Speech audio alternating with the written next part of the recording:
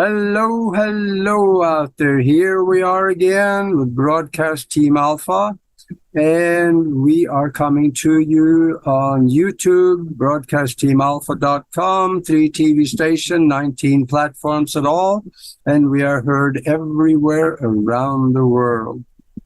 And we are here for some cutting-edge conversations discussing quantum possibilities. My name is Augie, and my co-host Nori is not with us tonight, but we're going to have her smiling face next week, I promise.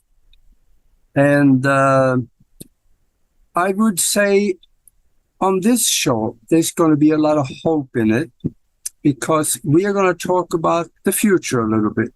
What is in it for us? What are we going through? And I have a phenomenal guest with us. But first, I want to talk just a little bit about how you can connect with us. You will find us on broadcastteamalpha.com and on YouTube, Broadcast Team Alpha. That's the same name. And on YouTube, Broadcast platforms out there, because we also have connected up with, we have Conscious Awakening Network. We are streaming with them, and because of that, we are on Roku, Amazon TV, and Apple TV, and a bunch of other places there too. So I don't even know how many platforms we're on. It's a bunch. And while you are on YouTube, if you're watching it there, then please subscribe and click the bell so you can get notified when the next videos and shows are coming up. And also, while you are on YouTube, if you like what you hear tonight, or this morning, this afternoon, about noon, wherever you are around the world, if you want to help us also on the Super Chat feature, it's just like Christmas Eve, because that tells us we are doing the right thing. And Nori and I also put together a spiritual think tank. And it's called the Mastermind Connection, where a bunch of us get together, whole bunch of really powerful minds get together, and we join minds, and we focus on specific things. And we bend the laws of physics sometimes, in fact, quite often. And it seems like we actually are creating out of seemingly nothing sometimes, because we reach into the quantum existence where everything is, attach something of the equal vibration of what we want to happen, and then we bring it into the physical. And this happens a lot, especially when it comes to healings and situations of abundance and things like that. So if you want to come and participate and have a look at it and see if this is something that you like to take advantage of, there may be something there where we can possibly help you too. Just send us an email to themastermindconnection@gmail.com. themastermindconnection@gmail.com. And besides that, just keep watching us, because we have new shows several times a week now, and we are bringing you pearls every time. And now we have a guest I want to talk to you about a little bit here. We have Dr. Allison Brown with us. Allison is an award-winning author, a speaker, an educator, and a quantum healer. I want to talk a little bit about that quantum healing, because it's not very well understood. It's not communicated hardly anywhere, because it competes with the pharmaceutical companies in some ways, because healing is actually, it's legal, it's lawful. And that's why they probably don't want us to talk about it. But she has also written several books. One of them is The Journey Within. I think that was the first one. And then the last one was The Origin Story, the origin of us. Maybe we'll find out if it's the origin of us as flesh and bones and hangnails, or if it's the origin of our spirit or our source, soul essence. There's a difference between those two creations, and we're going to try to brainstorm a little bit with her on that one because I'm especially interested in the last one. But she also wrote, this is something for you with a cat or a dog or a donkey or whatever you have for a pet. This one's for you. She wrote a book. It's called Love Notes from the Animal Kingdom. And that's a good one. I had a little look at that one also. So welcome to the show, Allison. Let's have some fun and educate ourselves a little bit, as well as maybe a few out there watching. Thank you for having me, Augie. I'm so excited to talk to you. Yeah, this is going to be good. Let me just start this out by making kind of a, well, it's not a negative comment, but it's one to consider, and that is there's an awful lot of people out there that is worried about the future. And looking at the past, there's a good reason for that. But the present and the future can change. What can you tell the people that is worried about the future to give them a little peace of mind? Several things, actually, and that's a really good way to start this show off. The punchline is that love wins in the end, and love has already won. Everything is already divinely orchestrated. We are being guided and watched over. This human experience is so important to all of the galactics, to all of the angelic beings, to all the higher level energies. They really want what's best for humanity because it affects the entire universe. So we're already on a path to evolution, to ascension, to 5D, however you want to look at it. And there isn't anything to worry about. Does that mean there's not going to be chaos in front of our 3D eyes? No. There's going to be lots of chaos because all of those things in our 3D world that were built through fear, control, and all of that has to come down and be rebuilt through love. And so it is going to be a messy process, but as long as we can stay in the higher vibrational level, we're going to be okay. And to be honest, in my own life, I keep looking for this chaos, and I really don't see a lot of it. I think personally that I'm kind of guided to hover above it oftentimes, that it's just not in my purview for whatever reason, because I try to keep myself high vibe, stay in those higher level frequencies, that love frequency, and operate from that perspective. And so I really think that when you can do that, and as much as you can to stay out of fear, that's when the chaos subsides, at least in our own lives. Not that it's gone forever, because the 3D polarity does need to exist. There are folks that have decided that that's what they want to play around in, and that has to stay. Earth will always be a polarized place, but we are ascending as a collective humanity up into the higher level dimensions where that's no longer going to be predominant. The polarity is not going to be predominant. So yeah, to make a long story short, we're good to go. Have no fear. You mentioned a word in the middle of that was chaos. That chaos, in my opinion, that chaos is actually necessary. Look what's happening in France now. The country is burning. And I think it is necessary to bring the awareness of the people to a level where they understand that every government on earth is corrupt to the core. So they need to be a change, and it's up to us where we're going to make that change go. Exactly. You know, it's so interesting. We are awakening, And you can see it from even 3 or 4 years ago, how many more people are awakening. And each person has a threshold of awakening for themselves. And so it's going to take a little more or a little more for somebody's eyes to open up. So as you mentioned, it was the big C that woke people up. Some it is, whether it's pharmaceuticals or what have you. But each person has their own threshold. And so these things have to happen to help people awaken. And to me, sometimes I look at the news, I don't do it very often, but sometimes I just look at it and I laugh because it's just so silly. It's like, this is crazy. How can people believe it? But that's the point.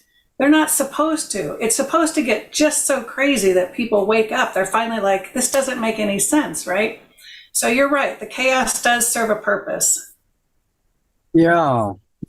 And I also now, I hear people talk about, I can't wait until I get into the fifth dimension. Okay, so maybe there's something to that. There is a raising of awareness, and that raising of awareness increases our vibration to a higher level where we probably very shortly will be able to separate ourselves from some of the things of much lower vibration. This is, I think, what they call the ascension process. But I got a side question for you. I just can't help it. Will that ascension process be relevant for everybody? Or is it mostly the people of good conscience where we leave the scuzz buckets of the world behind so we don't have to live with them anymore? Or is everybody coming? What do you think? Well, the Galactics keep telling me that this ascension is for all of humanity. Now, it doesn't mean that everybody may be going into 5D. Some of us are actually going to go to 6D or might already be there. And some might just be going from 3 to 4, but everybody as a human population is moving together, the good and the bad. That's the information that I've been getting. But you have to remember that even the baddies, they are essentially from source. They have that divine spark inside. They just don't recognize it and they're not operating from that place. So it isn't for us to just throw them out and redeem, call them helpless and hopeless. It's, to recognize the divine spark in them. It doesn't mean that you have to allow them into your awareness and your circle and allow abusers to abuse you. No, not at all. But they do have a divine spark, and we can't, all humans are valuable. Yeah, and that's what I haven't really thought much about until fairly recently, is that if everybody is rising up, they might follow us, but we may end up in different, should I call it worlds, or should I call it vibrations? It can be several vibrations within the one world also, because I know we got different timelines here and it's all on Earth. So I don't want to live with some of those people that has been creating wars for recorded history of 9,000 years. I don't want to be in the same place. It's quite complicated, and I certainly don't claim to have all of the answers. I don't know that anybody does. And so when I speak tonight, it'll be from my own understanding after talking to the 12 Starseed Collective that founded our universe. But my understanding is that we're going to have a lot smaller of a population. And what's going to happen is that, a lot of people are going to decide to transition and help from the other side. This may look like, natural disasters. It may look like results and ramifications of the C and the V word. I don't know if we can say that on here. There are going to be a lot of different explanations, but all different things are going to happen. Not everybody's going to end up in 5D bliss, I don't think. I think a lot of people are going to transition. Some people may choose to stay in the 3D and play some more. Because although all of humanity is going through ascension, I also understand, and this is kind of hard to reconcile, that there still will be a 3D Earth, and people still will be incarnating on the 3D Earth because that's what they want to experience and they want to learn in the polarity. And so I don't know if that means that the only people on 3D Earth at that point will be new people coming in, or if some of them are going to stay behind a little bit because that's what they wrote in their contract. Because I do know that not everybody wrote into their contract that they wanted to ascend. Some chose not to. So it does get a little bit complicated. So, yeah, anybody's guess, I guess. Yeah, and then they talk about the new world. I'm wondering what kind of world that is. Is it maybe a new Earth, like maybe with dirt and oceans and stuff? Or is it more of a etheric world? Or is it maybe different vibrations within the same Earth as where we are now? And maybe, what do you think? The new world.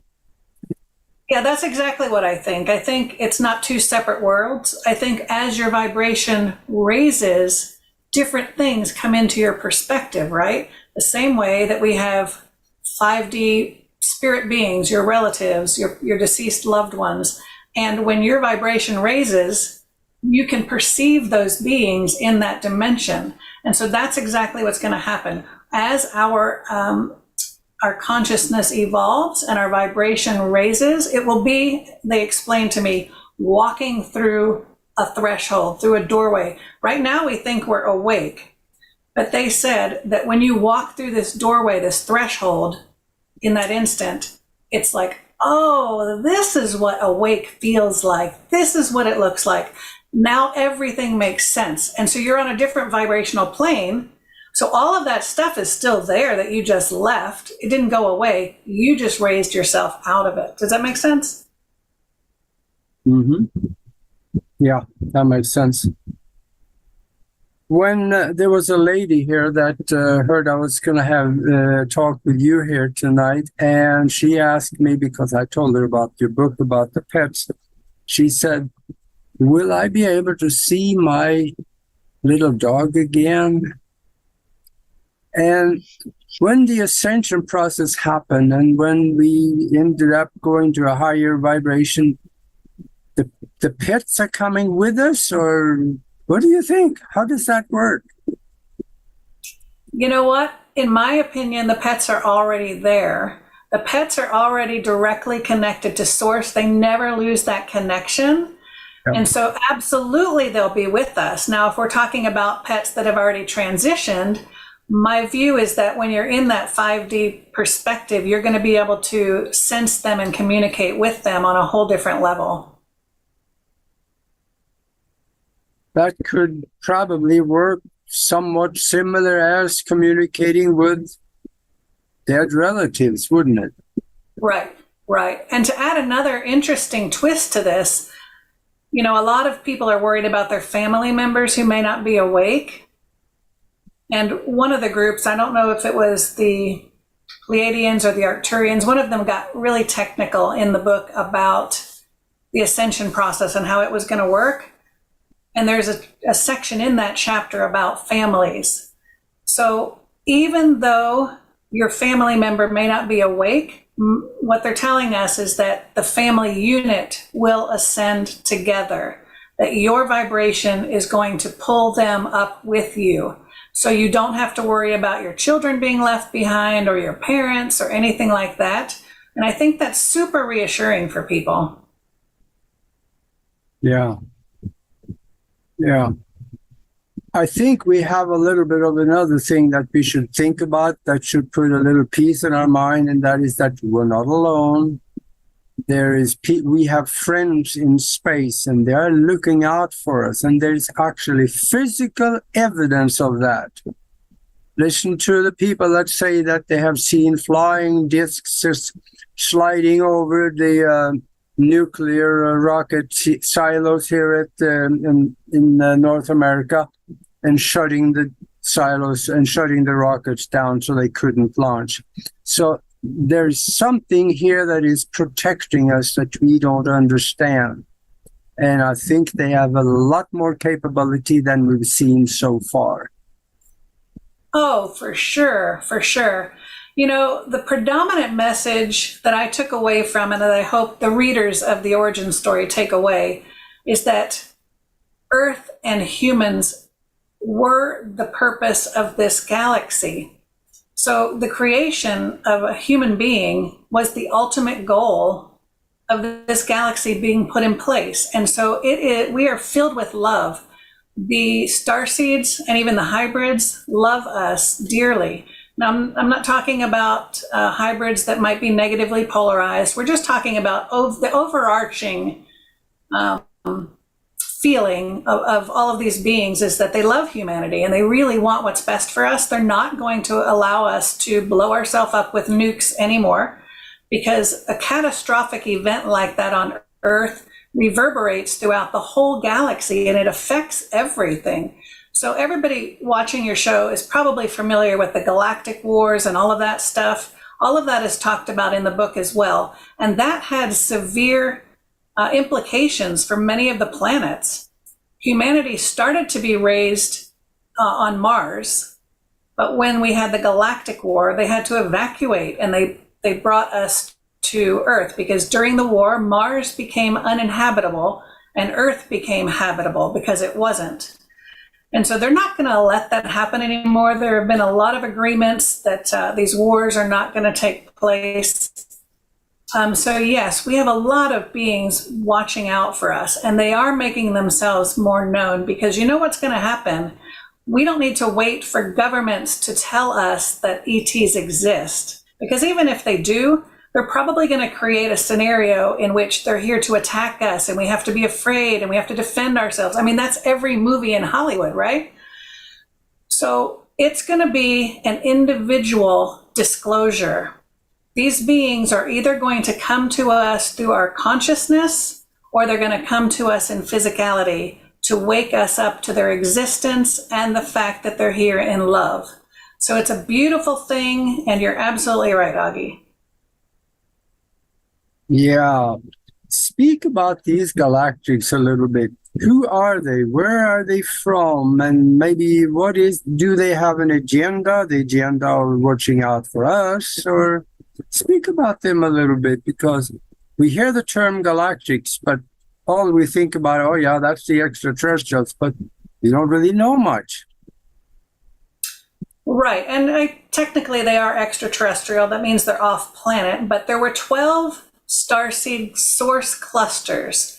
These 12 clusters came directly from Source. They are Source, and they were completely energetic in the beginning. So I think you had asked, and I hope it wasn't before we got live, but you had asked about whether we're talking about creation in the body, in physicality with our hangnails and so forth, or was it energetic? It was both. So these 12 starseed clusters, and you would be very familiar with them. I don't know if I can name them all 12 off the top of my head, but we're talking about Andromedans and Agarthans and Lyrians and Hadarians, Polarians, Martians, Draconians, there's 12 of them. They created their own star systems once they came into consciousness or into being. So Venusians, for example, they decided to inhabit Venus. The Martians obviously inhabited Mars. We know that the Andromedans were a part of our galaxy, and then they broke off and created their own galaxy, which is still part of our universe. So those were the 12 original starseed clusters. But the goal always was to create a human. Now we know that humans have 12 strands of DNA. That correlates to each of those 12 starseed clusters. But in the middle, while they were mixing and mingling their energy in the process of dwindling down here to create this human, lots of hybrids were created. Some of those hybrids became negatively polarized or wanted to gain power or what have you. A lot of them were banished from our galaxy, and there were galactic wars. But in the book, they really wanted me to focus on love and on the benefit and the wonderful things that humans represent. And so we have those 12 strands of DNA in us. We are the only being in the galaxy that has all 12 pure strands of DNA. So we're important.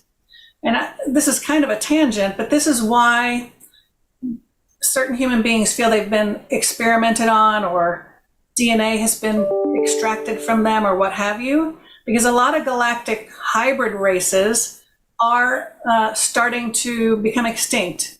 And so they might need to bring some of that pure DNA into their system, and we're the only ones that have it. So there's so many wonderful things about humanity and our galaxy and these star seeds. But some of those hybrids, like I said, got a bad rap. We've heard about some of them, the reptilians, not all are bad. Beings like the blue avians, beings like the zetas, all of those are hybrids. They were not part of the 12 original starseed clusters. So that's kind of a good place to start, I guess. Yeah, and I think there's some evidence to that. Even in physicality, what you talked about, we may have more than a double helix, because this a little while ago now, but I know that the people at UCLA, they did some experiments and investigation into indigo children, and they took genetic samples and they looked at it, and they found out a lot of their what we call junk DNA. It was assembling itself into a third strand, and a lot of them have whole third strands for many different sections where others did not. And those kids, they were very psychic, they were intuitive, they had great art abilities, and they considered them spiritual. They knew things that they shouldn't know about spirituality in other worlds, and they were really incredible kids. And I think that had something to do with that assembling of junk DNA to create third strand. And that's just the third. Can you imagine if all of the junk DNA was assembled so we could get close to having 12? Then what would we do? Right, isn't that fantastic? Excuse me. And how arrogant of our scientists and researchers to think that we have junk DNA, right? So the way that I understand it, based on what the 12 explained to me for the book, is that we all have the 12. But when we incarnate into a physical body, as part of our contract, we choose 2 of them to be active in our human body. So for example, my primary is Lyran, and my source cluster is Pleiadian rather. My husband's Syrian.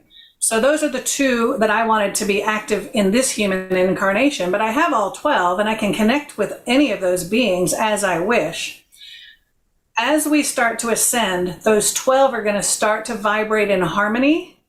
They're not going to necessarily activate as we would understand activating, because if all 12 activated, we would not have a need for a human body.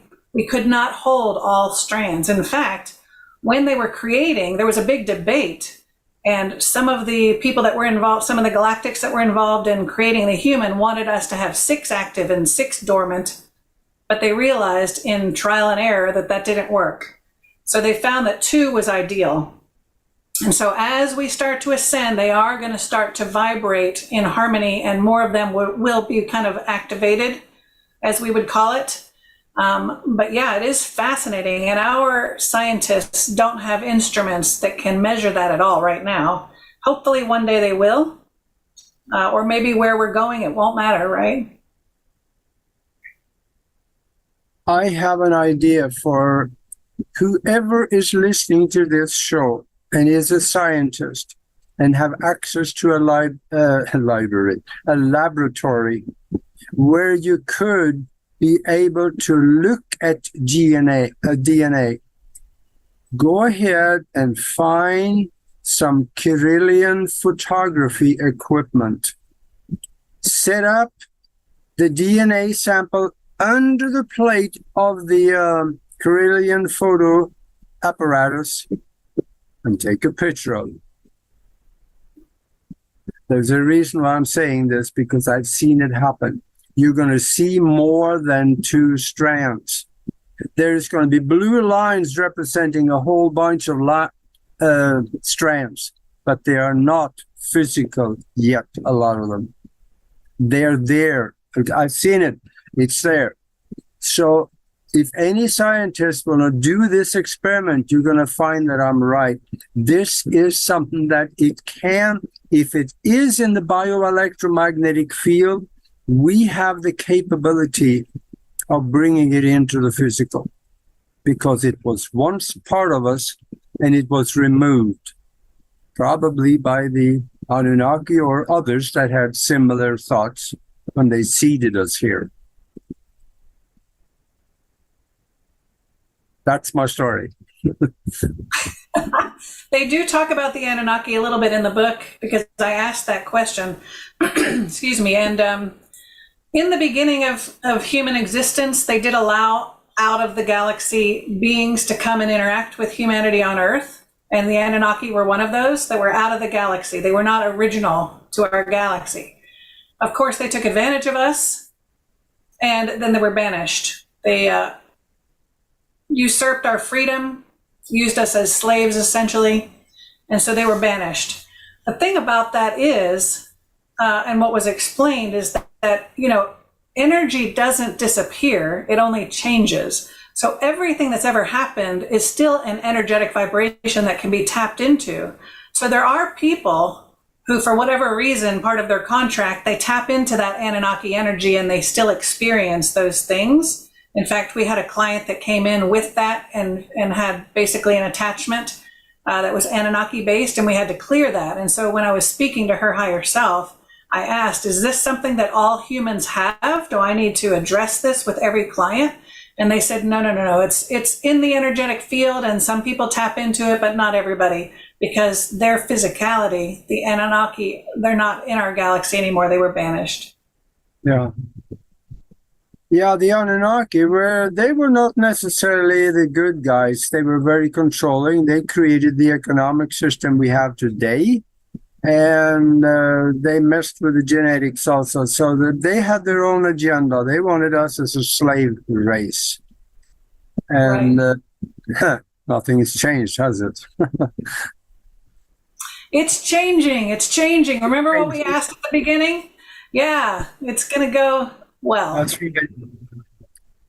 Got another question for you. You and your husband work together as a team, and I understand he is a channel. Who are you actually dealing with? Who is giving you information? The galactics is one term, but a specific more so, any specific race that he's dealing with? Well, interestingly, it's everything and anything. When he first started channeling, it was by accident in a QHHT session. Probably your viewers are familiar with quantum healing hypnosis technique, Dolores Cannon. And we had a practitioner come and she put him under. He had no idea. He's retired Coast Guard. We were just very conservative, regular people. We had no idea about any of this. And so he lays down on the table and she puts him under, and she asked a question, who is the person that's been, or the guy that's been with him? He always felt there was a presence with him all of his life. Turns out it was Enoch. And in that first session, he started channeling Enoch. And so in subsequent sessions, when we were probing Enoch and Will's higher self, we were told that he would be channeling and bringing forth all kinds of energies, whether it's angelic, galactic, deceased loved ones, pets, higher selves, everything and anything. So essentially, whoever we invite in is who we talk to. So we've talked to ET beings from 5th dimension on up to 12th. We've talked to, obviously, pets, which was the subject of the pet book. We regularly see clients for pet channelings and higher self channelings. His core team we call the collective, and that consists of Archangel Michael, Archangel Raphael, Enoch, and Source. Those are the 4 beings that are with him all the time. And so when we channel once a month, we do that free for humanity. And we can talk about that later, how your viewers can tap into that if they wish. That's typically the collective, but depending upon the questions from the audience, if the audience asks a galactic question or something about ETs, then a relevant being will come in. So we talk quite frequently, for example, to the Lyrans, because that is my primary team, and there are a lot of Lyrans on the planet. The Pleiadians, of course, the Arcturians, and of course we've talked to all the 12 that are have transmissions in our book, and many, many angels. We've talked, Source has come in a lot. We've also talked to plants and trees. We've talked to the sun. Pretty much any consciousness, because everything can communicate. So any consciousness that we wish, we've talked to. So he's very unique in that he doesn't just speak to one group or one being. Very fortunate to do this work. Yeah. I know there's a lot of people out there that when they hear about the trans channel saying something, then they their eyes glaze over and they say, yeah, sure. And think about something. Quantum mechanics is telling us that everything in this universe is just energy. Energy does not go away. These entities you just mentioned, they had thought energy, and they had, in many of them, physical energy. It doesn't go away just because they drop the body. It goes somewhere else, and it stays as energy with all the memories and everything they did and knew. It is there. For us, we are energy, they're energy. And if we go after the contact, we can make contact energy to energy. Actually, there's no separation, but I'm just using that for easy view. And we can communicate with them. In fact, exactly right. Yeah, it is not that hard to do. Just, it's almost, telepathy. Same. Right. At a lower level, but it's the same time. In fact, 3 hours ago, I was talking to my co-host, Nori Love, on the phone, and I mentioned somebody, and she jumped right on top of me. She said, oh, I was just thinking about her. And we have not thought about that person for months. That was mind-to-mind contact. People have that. And also, if we practice what you're talking about, you can also have mind-to-mind contact with people that no longer have a physical body. Right. You know, even physicists understand string theory, and string theory simply says that everything in our universe is a vibrating string of energy, and all of those strings contain information. And because we are also part of that quantum field, and we are also vibrating strings of energy, we can communicate with other strings of energy. It's all in that quantum soup. And I have a hilarious story if you want me to share it with you. Yeah, it's a wondrous universe, isn't it? It is. So I'll give you a quick story, and that is that I'm a Beyond Quantum Healer facilitator, BQH, which is very similar to QHHT, spiritual hypnosis. And when I was preparing to see clients, I went and found a comfortable recliner chair, and I put it in my office space, and I had not seen a client yet. Well, there was one time that my husband went in and was laying down in that room with his head against the chair, and the chair started speaking to him. Now, a chair is an inanimate object, but we know that it has consciousness because it exists in our universe. So my husband really, this was early on, he thought he was losing his mind. So he brings his head up off the chair, and it stopped talking. And when he put his head back down on the chair, it started talking again. So he's like, I don't know what's going on, but is there something you need to tell me? And the chair said, tell Allison that she needs to clear me after each client. He's like, oh my gosh, okay. And he said, can you tell me how you want to be cleared? And the chair said, no, she needs to work out a process with me so that we're partners. And he said, okay. So he came and told me what happened. And ever since then, my chair and I are partners. And I honor my chair, I respect my chair, and my chair takes my clients and creates a comfortable nest for them and a protective, enclosure so they can be launched where they need to go. So call us crazy, but everything can communicate. Well, the more crazy things is becoming more real every day, isn't it? Because I don't have a problem with that because it's all consciousness. Right. Yeah. That's. I think there are probably people out there that speak to their car, or maybe their bicycle, or objects that they love, maybe a ring or something like that. They probably do talk to them, and maybe they hear back. I don't know. Yep. Yeah. And also, talk a little bit about your quantum healing. And by the way, I forgot to mention your website up front. Do that again also so people can know where to get a hold of you. Sure. My website is Dr. Allison Brown, which is DrAllison Brown.com. There you can find all of my books and what I do, and have a link to our combined site, which is palmandlotus.com. That's where we have our channeling sessions and so forth. But in terms of quantum healing, it's so interesting because quantum simply means taking this to the next level.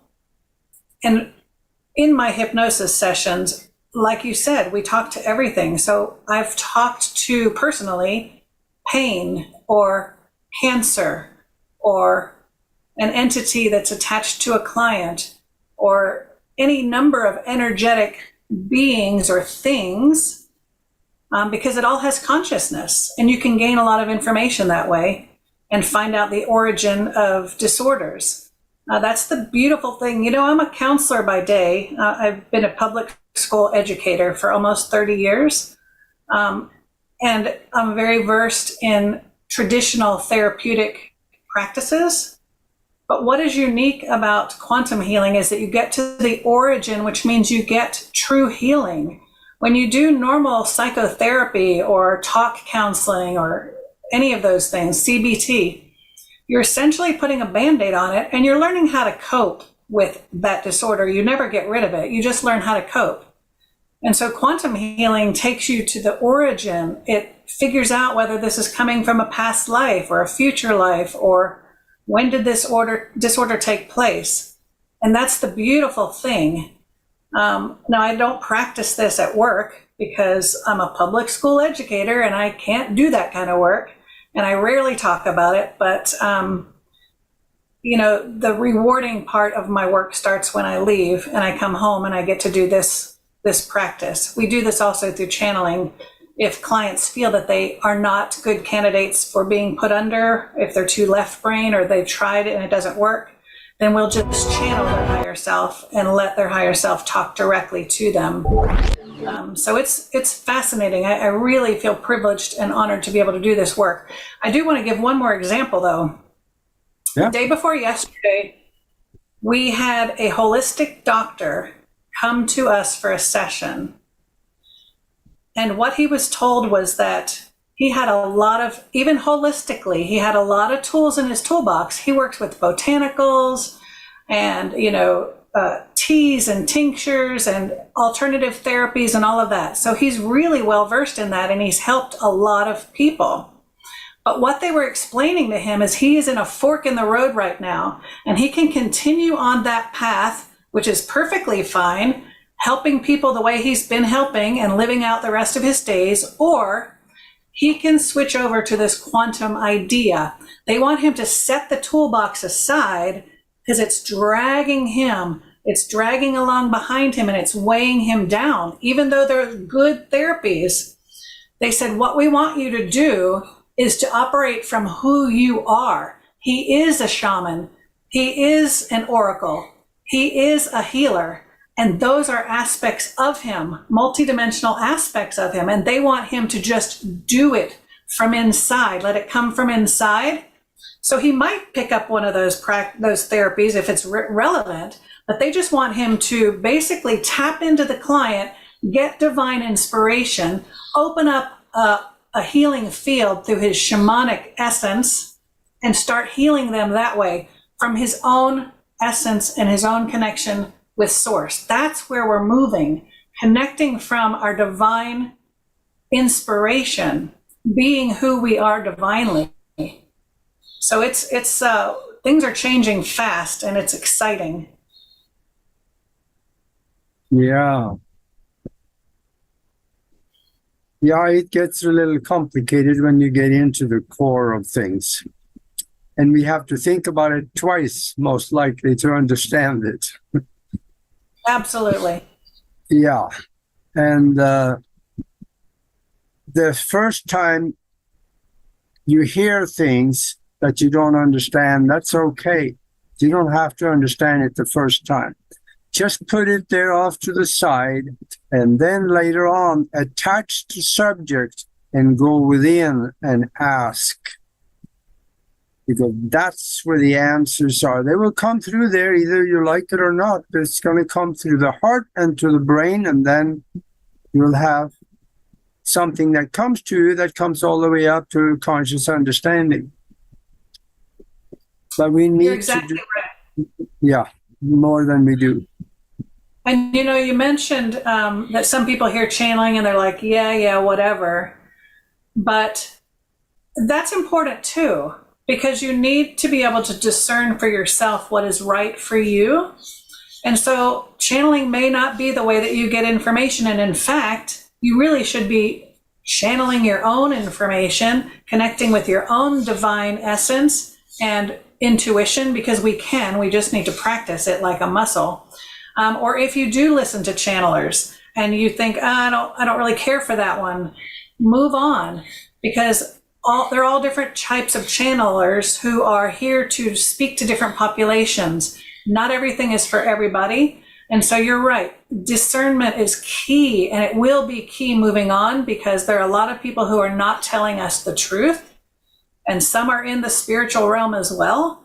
And we have got to be able to figure out what is what for us. And so what might be right for you, Augie, may not be right for me either. So just because a channeler doesn't resonate with you doesn't mean they're bad, and it doesn't mean that they're lying. It just means that information is not appropriate for you at this time. It might be later.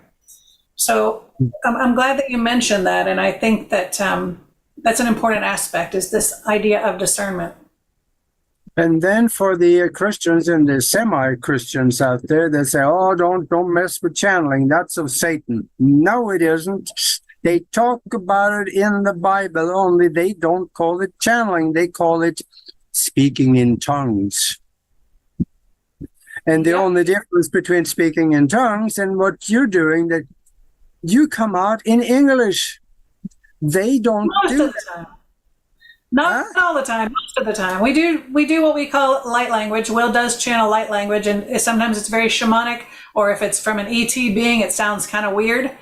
But you're right. I started out in the Christian church, and I started practicing hands-on healing within my Methodist church. Yeah. And then I expanded my box to reconcile. And that's what the first book is about, The Journey Within. It's about reconciling the Christian perspective with the greater spiritual perspective. And what you'll find, like you just said, is that a lot of times it's just the basic difference in terminology. So speaking in tongues, light language, meditation, Christian contemplation, it's all the same thing. We just have to stop with the fear about the words and the verbiage and listen in our heart. And so that was the message of my first book, is to try to help people to be courageous enough to explore things that feel outside of their comfort zone, because that will open you up to love and perspectives and excitement and just amazing connections that you will never get with fear and staying in your little box. Exactly what you said right there is because I think there will be a day not too far in the future where religion and spirituality can live under the same roof. Right. Yeah. It's going to And happen. many pastors, good pastors who are really connected to source, connected to God, they're channeling when they do their sermon. I mean, that's what they're doing. So I think channeling has a bad rap when, back in the 70s and whatever, and who was it, Shirley MacLaine or whatever, and people got kind of freaked out about channeling, and it scared people. So if we could come up with some different words to use rather than channeling, perhaps, because even artists channel when they're drawing or painting or sculpting, or people who are writing or channeling. It just simply means you're tapping into the flow of your intuition. That's all it means. Mm-hmm. Another question is, where do you think the origin of the spark of life, the soul essence of the consciousness, where do you think it comes from? This is a tough one, in that we have a source in our universe. There is a source point. When we transition, we go to source. That's only one level of source. And the reason is because there's a source above source above source above source to infinity. And it is so mind-boggling that the human brain simply can't comprehend it. So for our purposes in human form, we have a source that operates with humanity. And so the source point that created the 12, once the 12 started their creations on down the line, that was the point at which consciousness came online. And so in my feeling, because we're all divine beings, that's where the spark comes in. So as soon as anything is created, whether it be an energetic being that's never been embodied, or a human body, or an ET body, or whatever it is, it comes from source. So that's where the source point, the spark of life, the essence comes in right from the very beginning. It's all created from source. So it all is source. It all is a spark. Mm-hmm. Yeah. Speak a little bit about your books and what's in them and what it will do for people, because there is this saying out there, and that is that readers are leaders. Readers are leaders. What's in your books? I like that from an educator standpoint too. I've always been a writer. I've just loved to write. I knew when I was a young child I had a book in me, but I had no idea what it would look like or what it would be. My very first book is The Journey Within, and it's a Christian's guide to 14 non-traditional spiritual practices. And we talked about that a minute ago, where in the beginning part of the book, I talk about the Bible and how I reconciled all of my Christian perspective with the greater spiritual understanding. And then I talk about 14 different practices like Reiki and acupuncture and meditation and past life regression and mediumship and angels and all of those things that I used to be afraid of, and why you should explore it. In the second book, Love Notes from the Animal Kingdom, this came about when Will and I started doing pet channelings. And we started pet channelings because we have 3 cats, and one of them had a behavior issue to the point where I just really was so stressed out that I couldn't take it anymore, and I was ready to put him down.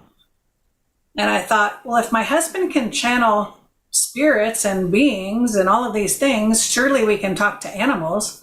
So we talked to my cat, and in fact, we talked to all 3 cats, and it was so profound and healing that I thought everybody needs to have a session. Everybody needs to have the opportunity to talk to their pet, because when you understand your pet on an energetic level, and I know many people are sensitive to their animals and communicate, but when you can hear straight from the animal what their perspective is, it doesn't even really matter at that point that they have a behavior problem, because you are so filled with compassion and love, even more than you thought you could be.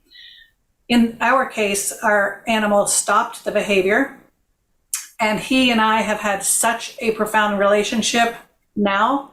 It's just amazing and mind-blowing. So I wrote love notes from the animal kingdom, where I compiled excerpts from a lot of our pet channelings.